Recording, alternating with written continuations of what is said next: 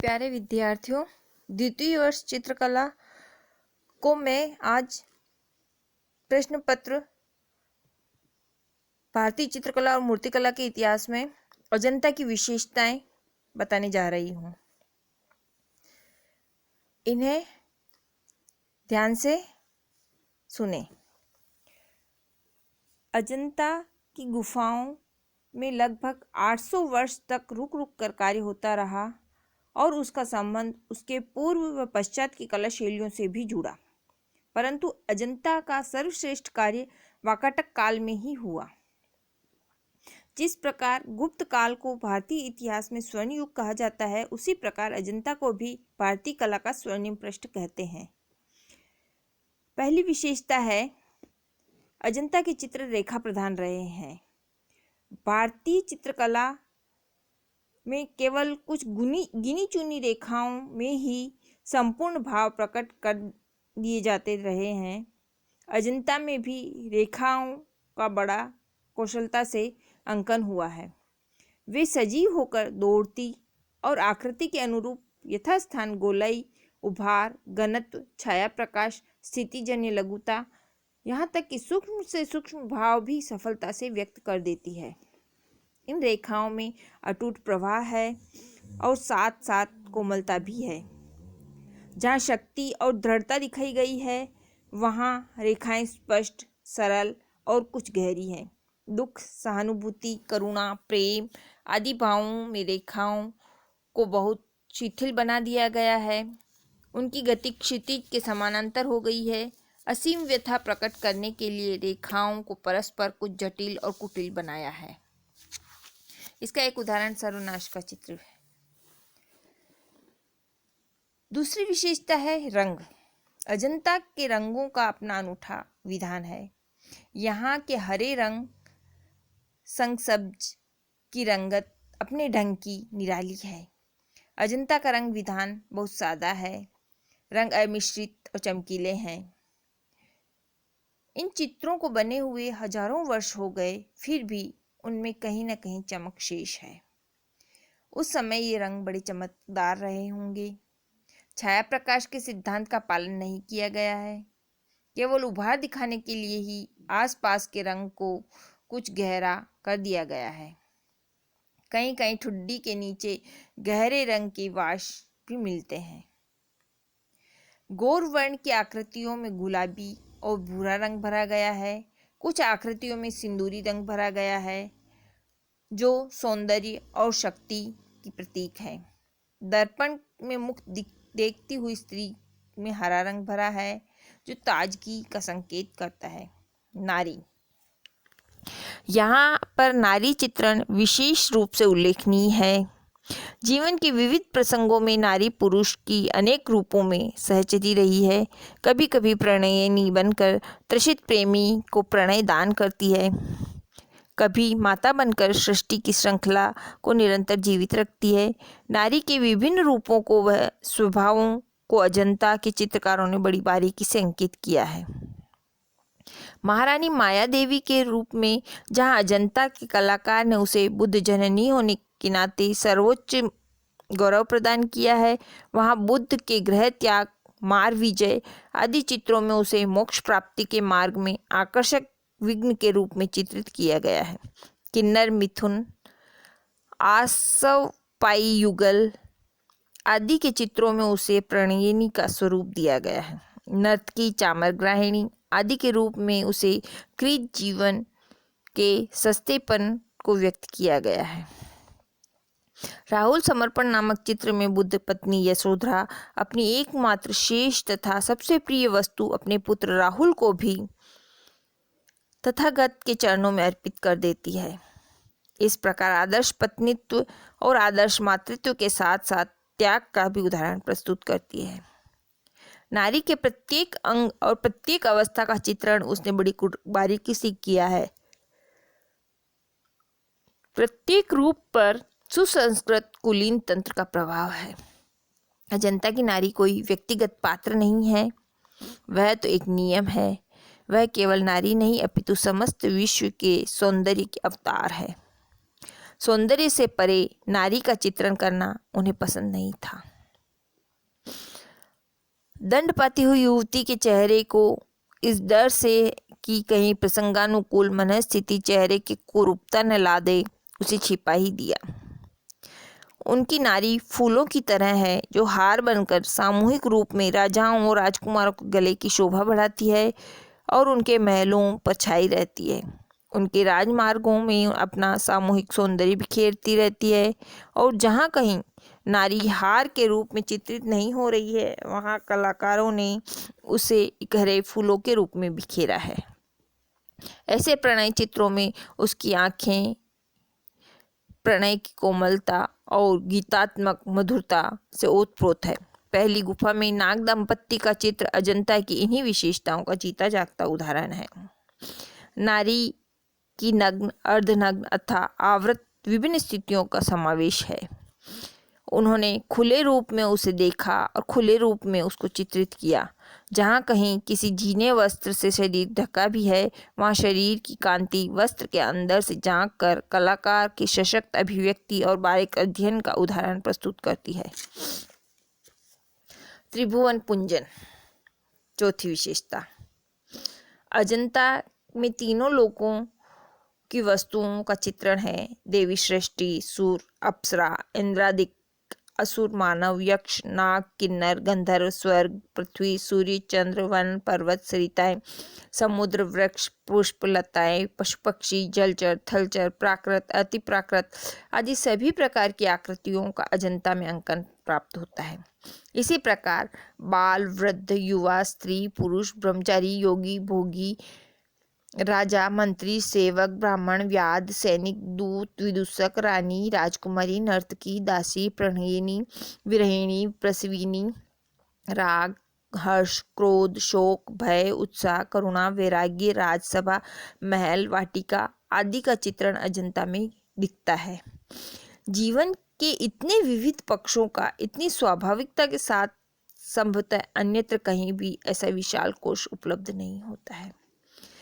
कलाकार संपूर्ण सृष्टि के प्रवाह को संसार रूपी महानाट्यशाला के विभिन्न पात्रों के अभिनय को देखता रहा और उन्हें अजंता में चित्रित करता रहा। आध्यात्मिक एवं भौतिक का मिलन केंद्र भी इसे कहा गया है। स्वभाव चित्रण की बारीकी, पांचवी विशेषता। केवल आंख देखकर ही मन का भाव ज्ञात हो जाता है। केवल एक हाथ या पैर से ही यह पता चला जाता है कि किसका अंग है। राजा, भिक्षुक, स्वामी, सेवक, सन्यासी, स्त्री, पुरुष, युद्ध, युवा, वृद्ध, प्रेमी, क्रोधी आदि। केवल मुखमंडल से ही स्वभाव की उग्रता, सौम्यता, विनोदप्रियता, दृढ़ता, चंचलता आदि का ज्ञान होता है। पशु व पक्षियों के स्वभाव को भी बड़ी बारीकी से आंका गया है। अजंता की यह कला स्वर्गीय भावों से ओतप्रोत है। आकृति परिष्कार, छठी विशेषता। आकृतियां अपनी पूर्ववर्ती आकृतियों की तुलना में कटी, छटी और संतुलित प्रतीत होती है। मौर्यकालीन एक प्रकार का भारीपन था जो शुंग सातवाहन काल तक बना रहा। अजंता की आरंभिक कृतियों में उसका प्रभाव है।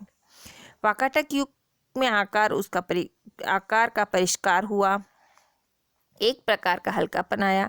नागरिक सुरुचि और विलास वैभव का प्रभाव पड़ा। प्राचीन आकृतियों में जो भारी भारी वस्त्राभूषण बनाए जाते थे वे भी परिवर्तित हो गए। एक प्रकार का समन्वय उत्पन्न हुआ जिससे लयात्मक सौंदर्य की व्यंजना संभव हुई। शरीर का अंकन पूर्णतः यथार्थात्मक न होकर आलंकारिक है और विभिन्न अंगों की रचना उपमाओं के आधार पर हुई है। सातवीं विशेषता, मुद्राएं। अजंता में मुद्राओं की अद्भुत छटा देखने को मिलती है। विशेष कार्य करते समय शरीर के विभिन्न अवयव किसी स्थिति में आ जाते हैं। उन स्थितियों में ऐसी कौन सी है जो उस कार्य के भाव का पूर्ण रूप से प्रकट करती है? अजंता के कलाकारों को इसका अच्छा ज्ञान है। अजंता की मुद्राएं अपने भाव की पूर्ण अभिव्यक्ति करती है। ईश्वर ने चित्रकार को वाणी नहीं दी है, उसे केवल चित्रों द्वारा ही मन की भावना को व्यक्त करना होता है। अपने चित्रों की मुद्राओं के द्वारा वह भाव व्यक्त कर देता है जिसे वाणी भी नहीं कर सकती। चंवर डुलाते हुए फूल अथवा कोई पात्र लिए हुए, कुछ संकेत करते हुए, उपदेश देते हुए, पीछे से आकर चुपके से बाहां अथवा कंधे पर हाथ रखते हुए, खड़ताल या मंजीरे बजाते हुए, गिनते या सुनते हुए आदि अनेक कार्यों को व्यक्त करने के लिए असंख्य मुद्राएं अजंता में चित्रित है। इसी प्रकार पैरों की मुद्राएं भी बैठने, लेटने, खड़े होने, चलने, शीघ्रता से चलने, धीमे गति से चलना आदि बड़ी सफलता से अंकन किया है। केंद्रीय संयोजन, 8वीं विशेषता। अजंता के चित्रों में हमें संयोजन का वैभव प्राप्त होता है। संयोजन में केंद्रीयता का बहुत ध्यान रखा गया है। हमारी दृष्टि तुरंत मुख्य आकृति तक पहुंच जाती है। संयोजन की सभी रेखाएं घूम फिरकर प्रधान आकृति की ओर आती है। अजंता का चित्रकार मुख्य आकृति को प्रधानता देने के लिए उसे अन्य आकृतियों से कुछ बड़ा बनाया है और प्रायः बीच बीच में स्थान देता है। आकृतियों की अपेक्षा अधिक मुख्य आकृति में चटकीलापन है। मुख्य वस्तु की रेखाएं भी अधिक गहरी है। संयोजन में प्रत्येक वस्तु अपने यथास्थान पर मौजूद है। बोधिसत्वों के चित्रों में संयोजन की दृष्टि से हमें सर्वत्र पहाड़ी पृष्ठभूमि मिलती है, जिसमें अनेक प्रकार के यक्ष, किन्नर आदि उपदेवता गाते बजाते हैं और मिथुन विहार करते हैं। सारा दृश्य वृक्षों की हरी सीमा से ढका होता है, जिसके अंदर बनेले पशु झांकते दिखाई देते हैं। सभी संयोजन प्रायः वर्तुल और अंडाकार हैं। संयोजन के सौष्ठव से भी अधिक घटना की वर्णनात्मकता को महत्व दिया गया है। काल्पनिक परिप्रेक्ष्य, नवी विशेषता। अनेक स्थानों और विभिन्न स्थानों के दृश्यों को एक ही चित्र में अंकित कर दिया गया है। इस काल्पनिक परिप्रेक्ष्य के कारण दर्शक को किसी अस्वाभाविकता अथवा कठिनाई का सामना नहीं करना पड़ता है। दर्शक स्वतः उसी दृष्टि बिंदु पर पहुंच जाता है जहां चित्रकार ने चित्र की रचना की थी। बहुउद्देशीय परिप्रेक्ष्य का पालन हुआ। अजंता में दर्शक के नेत्र में क्षितिज बिंदु रहता है। गुफा संख्या 1 के प्रेमी युगल और बुद्ध जन्म के दृश्यों में परिप्रेक्ष्य का अच्छा प्रयोग हुआ। कहीं कहीं यूनानी परिप्रेक्ष्य का भी प्रयोग है, जैसे 10वीं गुफा के षड्दंत जातक के जंगली दृश्य और पूजा गृह के मेहराबों में है। 10वीं विशेषता अजंता में आलेखन। इनमें कमल वन की सर्वाधिक प्रचुरता है। हिरोंजी और बुझे हुए काले रंग से जमीन बनाकर लाल, पीले तथा सफ़ेद रंग से चित्रकारों ने अपनी कल्पना को असंख्य रूप दिए। एक कोने से कमल नाल निकलकर अनेक शाखाओं में विभक्त होती हुई सारे स्थान को भर देती है। इसमें विविध प्रकार के कमल पुष्पों के अतिरिक्त स्थान स्थान पर पशुओं, पक्षियों का भी समावेश किया गया है। इनके अतिरिक्त कोनों में मिथुन आदि का भी चित्रण हुआ है। इसी प्रकार यहाँ ज्यामितीय आकृतियों का प्रयोग हुआ है। 5वीं शती के लगभग अजंता के कलाकारों में अलंकरण की एक दुर्दमनीय उमंग उत्पन्न हो गई थी। छतों, दीवारों, द्वारों, खिड़कियों और स्तंभों के निचले तथा शीर्ष भागों में 1 इंच भी स्थान ऐसा नहीं है जिसे अजंता के कलाकारों ने रिक्त छोड़ा हो। इन आलेखनों में अभिप्रायों की सर्वतोमुखी विविधता है। मानव, अर्धमानव, विचित्र, काल्पनिक जीव, किन्नर, पशु, फूल और अनेक फल, अनेक बेलें आदि बड़ी सुंदर आकृतियों में प्रस्तुत किए गए हैं। इनके अनेक अलंकारिक, ज्यामिति और काल्पनिक रूप चित्रित हैं। वस्त्राभूषण, 11वीं विशेषता। आकृतियों के शिरों पर अनेक प्रकार के मुकुट पहनाए गए हैं। नारियों के बाल इतनी तरह से संवारे गए हैं कि उनमें से अनेक का आज नवीन फैशन चल रहा है। अनेक प्रकार की मौक्तिक मालाओं, मणिबंधों तथा वलियों आदि का स्वाभाविक चित्रण अजंता में हुआ है। इन अलंकारों की शोभा उस समय द्विगुणित हो गई जब इनको धारण करने वाले अंग किसी चेष्टा में लगा हुआ है। उसके कारण इन अलंकारों में भी कुछ गतिशीलता आ गई है। इसी प्रकार वस्त्रों की स्वाभाविक फहरान को भी बड़ी खूबी से दिखाया गया है। वस्त्रों की सिकुड़ने न तो कहीं हवा में फूली हुई जान पड़ती है, न उनमें भारीपन ही आया है। वस्त्रों के मोड़ और किनारियां बिना सिले कपड़ों के उपयोग की पूर्ववर्ती परंपरा को भली प्रकार व्यक्त करते हैं, जिनमें न तो एक भी टांका लगता था, न पिन, न बटन, फिर भी मानव जाति के सबसे सुंदर सुविधाजनक परिधानों में गिने जाते थे। पशु पक्षियों के प्रति संवेदनशीलता। पशु पक्षियों से बड़ा प्रेम करते थे, इन जीवों से आबाद क्षेत्रों में रहते थे। बौद्ध धर्म में सृष्टि के समस्त जीवों के प्रति प्रेम भाव रखने का आदेश दिया गया है। कलाकारों के सर्वाधिक प्रिय पक्षी हंस, मयूर हैं, जिनका अंकन उनके यथार्थ और काल्पनिक रूपों में हुआ है। इनकी ग्रीवा तथा शरीर में तो स्वाभाविक गति और आकृति का ध्यान रखा गया है, किंतु पूंछ बहुत काल्पनिक और अलंकारिक विवरणात्मकता में खो गई है। अजंता की दीवारों पर मादक चाल में मृगों का शरारती, बंदरों का गोल ग्रीवा, छोटे कान, सुंदर थूथन, उत्तम नस्ल वाले कूदते हुए अश्वों का, राजसी मुद्रा में मस्त चाल में विशाल अंगों वाले हाथियों का, नथुने फुकारते हुए बैलों तथा अनेक पशुओं का बड़े उत्साह से चित्रण किया गया है। ये चित्र कलाकारों की सूक्ष्म निरीक्षण शक्ति और सजीव अंकन पटुता को प्रदर्शित करते हैं। अजंता में हास्य। इसमें बड़े बड़े विचित्र और काल्पनिक रूपों को भी पर्याप्त संवेदनशीलता के साथ प्रस्तुत किया गया है। अजंता के धार्मिक विषयों की गंभीरता में संतुलन आ गया है। जूजक ब्राह्मण के बकरे के समान दाढ़ी, टूटे दांत, गंजा सिर, गिड़गिड़ाती मुद्रा, सभी से हास्य उत्पन्न होता है और एक क्षण को हम उसकी निर्दयी प्रकृति भूल जाते हैं। इसी प्रकार मार विजय के चित्र में मार की सेना के अनेक जीवों को अनेक विकृत रूप में प्रस्तुत किया गया है, जो हास्य उत्पादक है। अनेक बौने अनुपातहीन एवं विकृत अंगों तथा विचित्र मुद्राओं में अंकित किए गए हैं।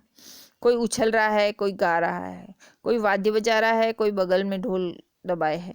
बड़ी तोन, छोटी टांगे, चौड़ी नाक, खुला मुंह, ये सभी विशेषताएं अनायास ही दर्शक में हास्य उत्पन्न कर देती है। जो 14वीं विशेषता है अजंता में धार्मिकता। बौद्ध धर्म का समावेश है। अहिंसा सिद्धांत का भी न्योग्रोध जातक और शिव जातक कथा में के द्वारा प्रतिपादन किया गया है। क्षमा और वैर भाव का त्याग भी बौद्धों में महत्वपूर्ण माना जाता है। शरभ जातक में स्वयं मृग अपने शिकारी को भी ही गड्ढे से मुक्त करता है। वे मानव के समान ही सुख दुख के से प्रभावित होते हैं। उनकी महत्ता इसी में है कि अपनी परीक्षा के अवसर पर वे सर्वोत्तम गुणों को प्रदर्शित करते हैं। अजंता के बुद्ध और बोधिसत्व देवता न होकर मानव हैं। बौद्ध धर्म में संसार के प्रत्येक वस्तु के प्रति सहृदयता का भाव है। सभी लोग प्रसन्न दिखाए गए हैं। यहाँ जीवन में आप उदासी नहीं है, लगन और आत्मत्याग की भावना और सत्य की विजय दिखाई गई है। 15वीं विशेषता है परंपरा और नवीनता का समन्वय। कला में परंपरागत आकृतियों का परिष्कार हुआ है। शरीर रचना विधान के प्राचीन नियम के आधार पर ही अजंता में मानवाकृति चित्रण हुआ है, जिसमें घटनशीलता और क्षय वृद्धि का पर्याप्त समावेश है। पशु पक्षी आकृतियां सिंधु की कला के अनुकरण पर ही अंकित हुई है। उच्च क्षितिज के परिप्रेक्ष्य का प्रयोग भी प्राचीन भारतीय कला के अनुरूप हुआ है। कतिपय परंपरागत रूढ़ियों का प्रयोग भी अजंता में हुआ है, जैसे जल के आरेखन में छाबड़ी की भात का प्रयोग, पर्वतों के अंकन में आयताकारों का प्रयोग, जिनके कारण वे बहुत अस्वाभाविक लगते हैं और कभी कभी उन्हें देखकर स्थापत्य का भ्रम हो जाता है। वनों, उद्यानों, भवनों और महलों के प्रांगण में प्रायः एक समान वृक्षों का अंकन अन्य वृक्षों के पत्तों के अंकन में स्वाभाविकता होते हुए भी आम वृक्षों के पत्तों का सांची के शिल्प के समान अलंकारिक आलेखन, सभी स्थितियों में मुखाकृति का अंकन करते हुए भी प्रायः 1.25 चश्म आकृतियां अधिकांश बनाकर पात्रों को नाटकीय स्थितियों में उपस्थित करना, रुई के गट्ठरों के समान बादलों का आलेखन आदि। मानवाकृति को काट छांट कर सुरुचि संपन्न संभ्रांत नागरिक समाज के अनुरूप विकसित करना, अनेक नए विदेशी परिधानों, आभूषणों आदि का प्रयोग तथा भवनों की आंतरिक सज्जा में स्थानानुसार विषयों का महत्व, जैसे छतों में आलेखन, दीवारों पर घटना चित्रों का अंकन, स्तंभ शीर्षों पर गंधर्व, मिथुन, पूजागृह की सीमावर्ती दीवारों पर सहस्त्र बुद्ध आकृतियों आदि का चित्रण। अजंता के कला वैभव को देखकर एक प्रश्न स्वाभाविक रूप से मन में उठता है कि इन गुफाओं को चित्रित करने वाले कुशल शिल्पी थे या निरे बुद्ध भिक्षुक। इतना तो निश्चित है कि एक दिशा में पारंगत व्यक्ति दूसरी दिशा में भी उतना ही पैठ नहीं रखता। यह हो सकता है कि बौद्ध सन्यासियों में से कुछ को कला का भी ज्ञान हो, पर इसी से समस्या का समाधान नहीं होता है। प्रारंभ में बौद्ध सन्यासियों के लिए भौतिकता से नितांत अलग रहकर आध्यात्मिकता में पूर्ण डूबे रहना आवश्यक था, किंतु भिक्षुओं में सृजनात्मकता प्रतिभा वाले कुछ ऐसे लोग भी थे जो अपने आराधना स्थलों और आश्रमों को तुलिका और छेनी के कौशल से सजा कर रखने में आनंद का अनुभव करते थे। समस्त बौद्ध कला का सृजन केवल भिक्षु कलाकारों के बश की बात नहीं थी। समय पाकर धर्म और कला का प्रश्रय मिला और तत्कालीन प्रसिद्ध चित्रकार मूर्तिकार भी इस काम में लग गए। लेडी हेरिंगम के मतानुसार अजंता में कम से कम 6 शैलियों में काम करने वाले कला संप्रदायों ने चित्र अंकित किए हैं। प्रोफेसर लूबर हाजेक के मतानुसार व्यावसायिक कलाकारों की जातियां संघों ने इन चित्रों की रचना की। कलाकार धार्मिक सिद्धांतों के कट्टर अनुशासन में न रहकर कला के सौंदर्य सृजन में आनंद लेने लगे। उनकी कला में एक नई ताजगी आ गई जो ऐन्द्रिक भी थी और व्यंजनापूर्ण भी। अनुराग और वैराग्य दोनों पक्षों का इसमें अद्भुत समन्वय है। बच्चों, हमारा अजंता का विशेषताएं हमने कुछ देखी।